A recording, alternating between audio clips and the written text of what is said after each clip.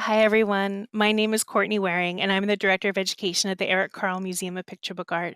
And it really is such a joy to be able to be here presenting for STEMIEFest. Today, I'm going to be talking about the whole book approach. This is our approach to story time here at the Carle. And I'll be showing you some slides, but I'm also going to be showing you some books, getting off screen, showing you books. Before we begin, I just wanted to share that I'm here in my office. I am a white woman with light hair and a black shirt, wearing glasses, in my office surrounded by books, many of them picture books, which we'll be celebrating and talking about today. So here's the Carl. This is, we are 22 years old. We are based in Amherst, Massachusetts. If you've never been here, please come and visit. We'd love to welcome you. And our co-founder is Eric Carle, beloved author and illustrator of over 70 books. And later in his career, he was really thinking about his legacy and what he wanted to leave behind. And he had been visiting museums in Japan, and there were many museums dedicated to picture book art. And so he really wanted to see that here in the United States. He wanted to celebrate and elevate picture book art as an art form. Because when you think about it, for all of us, our first introduction to art might be within the pages of a picture book. And so we really want to celebrate that in our programs and our exhibitions, our story times. So a whole book approach story time method that I'll be talking about, it is not a prescriptive method where we say, oh, these are the 3 steps to facilitating a whole book approach story time. But as educators, as parents and caregivers, you already have a very robust toolkit on how you share picture books with children. With the whole book approach, we're just saying, here's more tools. These are more tools to add to your toolbox. If you come visit us, you'll see a just sun-filled art studio where we really celebrate process over final product. We think with our hands, we brainstorm with our hands, explore different materials. Our galleries, we're an art museum. We're not a children's museum, but I would say that we are an art museum where a lot of our guests are like 2.5 feet tall. So we really do try to layer the experiences for the varied audiences that come into our museum, whether it's a reading nook or different interactives. And then, of course, we have our library. And before the museum was even built, one of our former colleagues, Megan Dowd Lambert, was thinking about how do I take my story time out in the community, because I'm representing an art museum. So how can I be a little bit different from other story times that might take place? And that's how the whole book approach came to be. With whole book approach, it's very interactive. It's not a passive experience. It's very active. We're wanting to get children's thoughts and ideas about each page of the book. We're inspired by something called visual thinking strategies that we'll talk about in a little bit more, dialogic reading techniques, the Reggio Emilia approach to education of young children. And it's all about encouraging the discussion on the art, the design, and production elements of a picture book. Because with a picture book, we are not just reading the text, we are reading the whole book. There are visual components on the title page, the end papers, the jacket of the book. We are reading all of these images. And so how can we build and grow and nurture that visual literacy for kids? Because with the whole book approach, it really is supporting the child's intelligence of seeing. Before we are able to read and write, we are making sense of the world around us based on what we see. And we all know we are in a very visually saturated society. We can, go on our phone and look at all those icons and immediately know what those icons are. Red is stop, green is go. In school, we are teaching words and letters, how to read, but maybe not as much of how to read pictures and that visual intelligence, that visual learning. So what can we do during story time to really support that? So in our museum, when we are doing tours with children, this is a little unique picture. This is a kindergarten class that comes to us every Halloween, hence all the costumes. We look at art together and we use visual thinking strategies, which has been in museums for maybe over 30 years. And it's where we ask these really broad, open-ended questions to our kids. We start with the question, what's going on in this picture?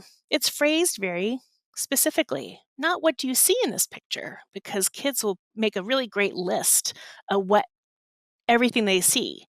But what's going on? So we're really trying to extract from them, what is the narrative? What do we think the story is in this picture? When there's opportunities to ask that second question, again, to pull more information from them, we'll ask it, what do you see that makes you say that? And sometimes there's just a lull. We need more time to look. What more can we find? As grown-ups, we might feel that we're not artistic or I don't know how to talk about art. The great thing about visual thinking strategies, or VTS, is that it really is all about, not about what we know about art or artists or art movements. VTS really celebrates every individual person has a unique knowledge and expertise and experiences that they bring to looking at a work of art. So, by all of us coming together and sharing that with each other, we're creating this really wonderful dialogue and conversation. And we're also building a lot of skills as well, especially for children, building oral language, building our listening skills, um, observation skills, identification, flexible thinking. Maybe as a kid, we're thinking a picture looks one way, but as we hear from other friends talk about it, maybe we change our mind. These are all skills that we're developing during this conversation we're having around a work of art. As the grown up, or as the facilitator or parent or educator asking these questions, we're doing some things too. We're paraphrasing comments, and that way, it's a form of validation. We're letting the children know that we hear them and we're following along with them. We're using conditional language like perhaps, maybe, possibly, because that allows children to know, especially if you're with not just one child but a group of children, that there could be different interpretations here. And let's listen to all of them. Pointing at parts of the picture also helps us follow along with what kids are telling us. There could be opportunities for us to share new vocabulary or sentence structure, which then kids can model back. If we're with a group of students, we can link and frame students' comments to us. And then as we wrap up looking at that picture, just thanking them for all the work that they put into this. So I'm going to dive in to a couple examples of different parts of a picture book. And again, this is just to add to your already probably over full toolbox. And I'll show some slides, but then I'll get us off the PowerPoint slides and actually show you some picture books I have next to me. When we have a picture book in our hand, before I worked at the Carl and I would read picture books with kids, I would, open the book, I would find the page that the story started, and I would start to read. That is called the book proper. The book proper is where that first sentence is. So I would do a story time. I'd flip through the couple pages and I would start my story. What whole book approach is saying is that, well, hold on a second, there's actually a lot more visual information before we get to that book proper. And that's called the paratexts. And so now more illustrators and art directors with publishing houses are putting visual information outside of where the book proper is. Of course, we have it right on the jacket, right on the front of the book. We have it underneath the jacket, what's called the case cover. When we open the book, we have pages that are glued right inside. Those are called the end papers. We see pictures there. We might see pictures on the title page. All of this is leading us into that book proper. So during a story time, it could be really fun to stop and pause at some of those areas and see how these choices are helping us better understand the story. So just to get started, book jackets. This is the book jacket for Grandfather's Journey by Alan Say. The book jacket is like the movie poster. It's the way to get our attention. It encourages us to check it out of the library or pick it off of a shelf. So what is happening on that book jacket that we're interested in and curious about? As we ask these VTS questions for Grandfather's Journey, we ask that question, what's going on or what's happening in this picture? Children have said to us, well, he's going on a trip. He's on a boat. We can ask the second question, what do you see that makes you say that he's on a boat? I always tell the kids it's like we're playing art detective. We need more art clues from you. And so they might say, well, I see water behind him, and it looks like he's on a boat because we see the railing, and we see, the water's really choppy in the background. We have a, a a tube there, like for rescue. So all these little things that they're pointing out. What more can we find? They start to ask questions. Maybe there's statements that they share with us, but maybe there's questions too. Who is this person? What time period is this? This clothing doesn't look contemporary. Um, if they can read, maybe they're trying to make a connection with that word grandfather and the picture that they see. Does this person look like a grandfather? Does that jacket look like it fits him? So all these questions start to arise. We might get some of those questions answered as we get into the book proper. But to start to ask those questions right on the jacket is really interesting. It kind of gets us started for the work that we're about to do together as both grown up and child. Now, also, more and more illustrators and art directors are having so much fun hiding more pictures underneath the jacket on the case cover. Sometimes the illustration completely matches what we see on the jacket. In other cases, it's completely different. So that allows for us during a story time to kind of have a fun moment of surprise. When do we want to reveal the surprise? Maybe we want to do it right at the beginning of our story time, or maybe we want to conclude with it. But definitely peek under the jacket of your picture books. I guarantee you'll find some surprises that you didn't even know were there.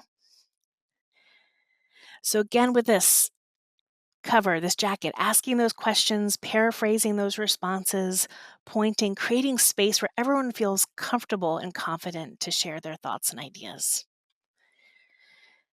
This is something too, shape and design. Why are books shaped a certain way? If we think about this classic book, The Polar Express, why isn't a portrait size shape? Why isn't it up and down? Why is it so successful as a horizontal shaped book? Well, we have a story about a train. That train is long and it's going on a journey. So we need that horizontal space for that train to travel. If it were a portrait shaped book, it wouldn't have the space. It would felt really tight. So just those decisions that are being made, it's really fun to talk about that with kids. End papers. End papers are the papers that are glued in the front and the back of the book. And sometimes these end papers might just be a solid color, and other times you feel like there's a whole narrative happening in the end papers. You've got the front end papers and the back end papers. Sometimes they're the same, and sometimes those back end papers are different. Again, a really fun space to explore and talk about why those pictures are there. If the jacket of the book is like a movie poster, we say the end papers are like this visual overture. They're leading us into the story. Let's spend some time looking at it a little bit more.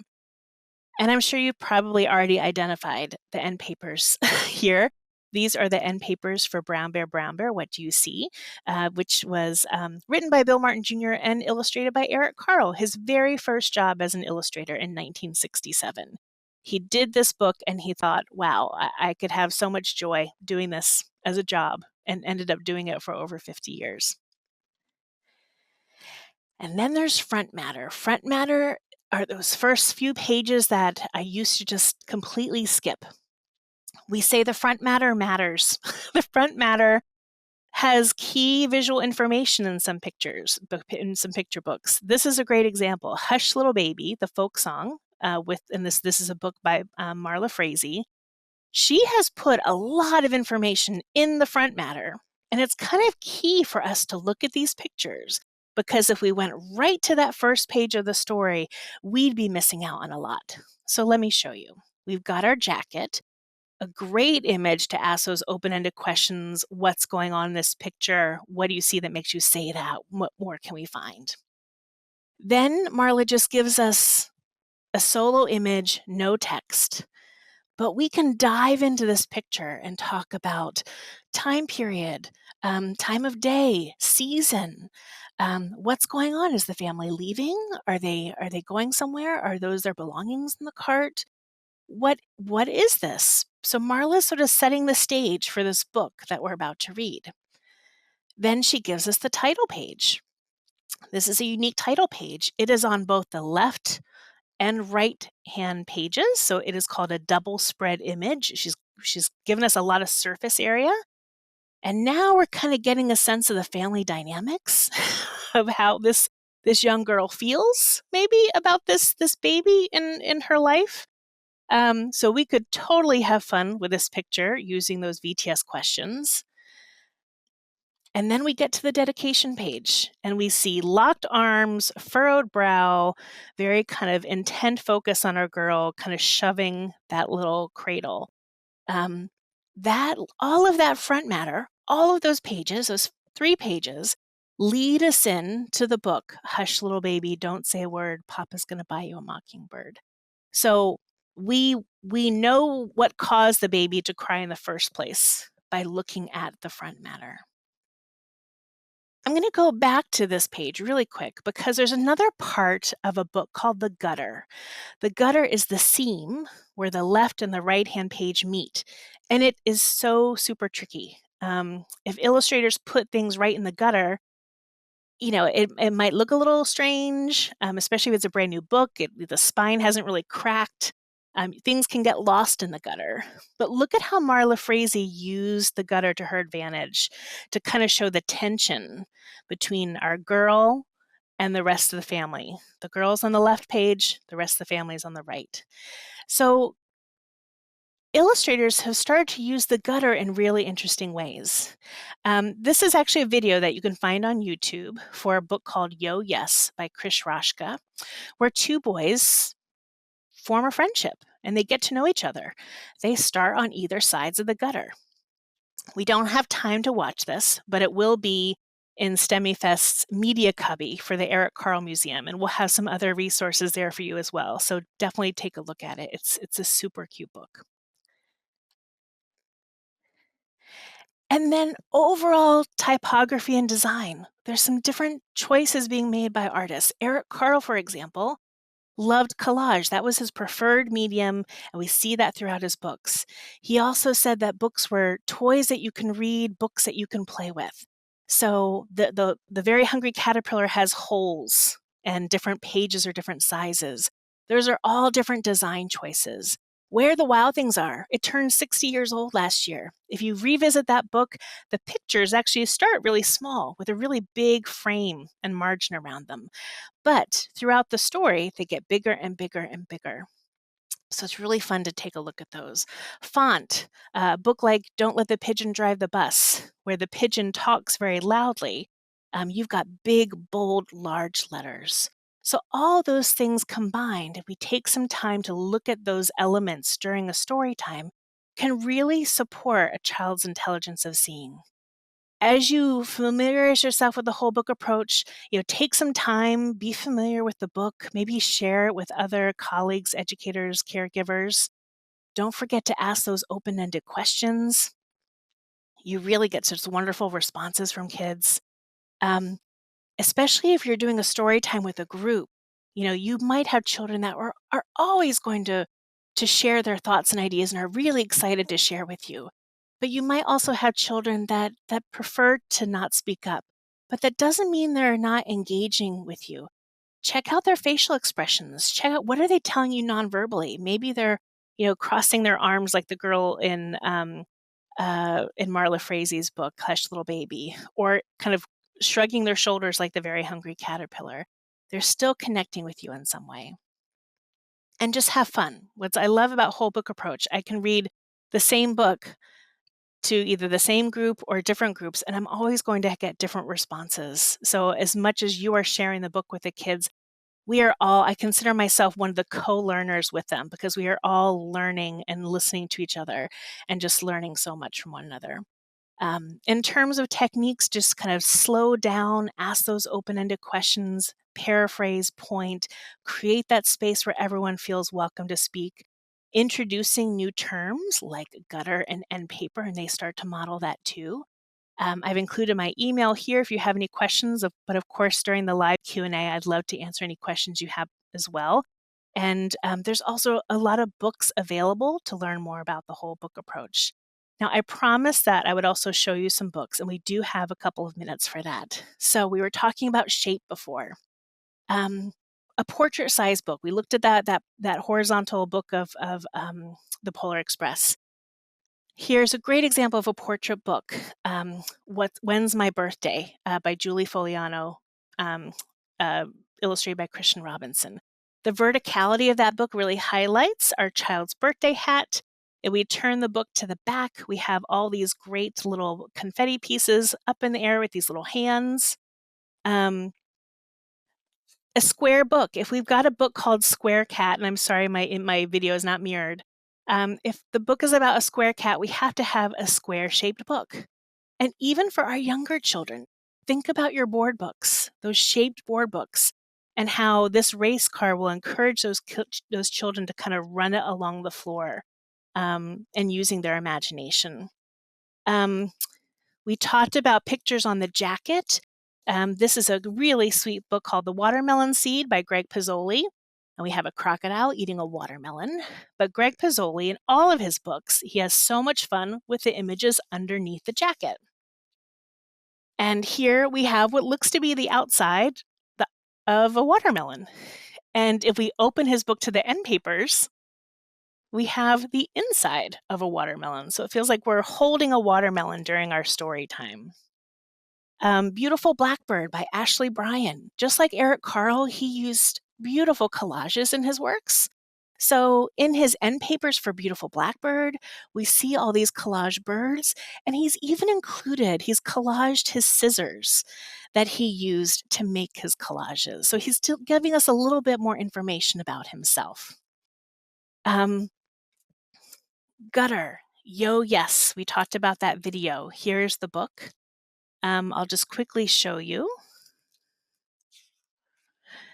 When we meet our two kids, look at how far away they are on either side of the book. But as they get talking and get to know each other more and more, they start to slowly inch closer and closer to each other until finally at the end, they're still not sure. Are they going to become friends? Our shy boy hops across the gutter to meet up with his new friend to go play. Typography and design. When Sophie gets angry, really, really angry, we learn about a girl who's trying to regulate her feelings. When she's upset, you can see how upset she gets. And so Molly Bang, who illustrated this book and wrote it, did interesting things with the words. When Sophie gets upset and wants to smash things to smithereens, we have the word smash all in little pieces. When she roars, it comes out as fire. And then, of course, The Very Hungry Caterpillar came out in 1967.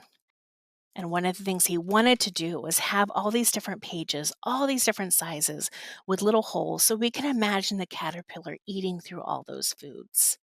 There's so much to do with the whole book approach and so much to explore. And I think it would allow both you and children to be surprised and kind of have these moments of discovery together. So I hope you enjoy, and I look forward to talking to you more during the live Q&A. Thank you.